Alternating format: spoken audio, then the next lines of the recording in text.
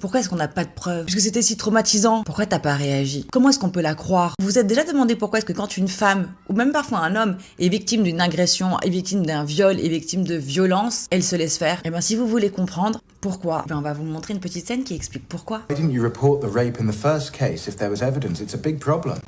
And if there wasn't evidence, does that mean you didn't fight back? Why not?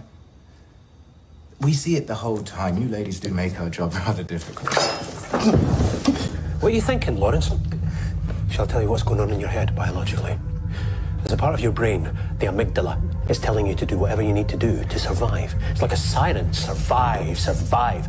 So loud, in fact, it's drowning out your cerebral cortex, your logical brain.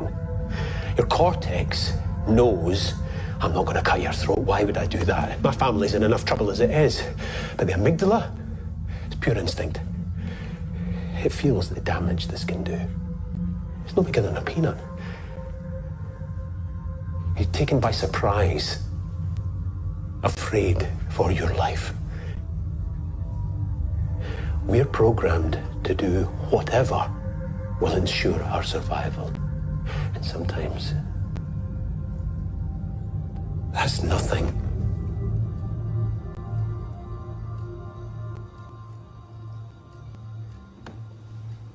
I think you've made your point. On n'a pas toujours les réactions qu'on voudrait avoir. Donc oui, on a un système, une biologie, une physiologie qui est faite, un cerveau qui est fait pour la survie, pour se protéger. Les violences sexuelles font partie des violences les plus traumatisantes qui soient. Ces violences-là vont avoir un impact sur leur cerveau extrêmement important, qui va entraîner des atteintes neurologiques très importantes, où des structures du cerveau peuvent perdre jusqu'à 30% de leur volume. C'est prouvé par IRM. On est dans la médecine, on n'est pas dans des interprétations psychologiques, etc. Dans le cadre de violence, on se retrouve dans des situations qui sont inhumaines, incompréhensibles, terrorisantes, qui vont générer une effraction du cerveau de la victime, qui va se paralyser. Il ne va pas y avoir de capacité à réagir et à penser cet événement. C'est là où le cerveau met en place un mécanisme qui va déconnecter le circuit émotionnel et avec le circuit de la mémoire en même temps. Il isole la structure qui est la structure d'alarme. Et c'est ça qui va donner la dissociation traumatique. Et c'est ça qui fait qu'elle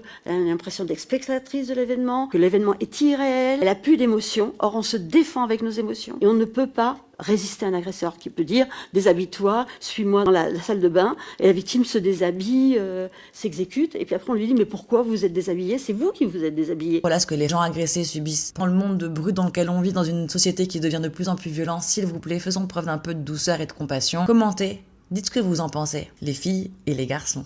Bonne journée.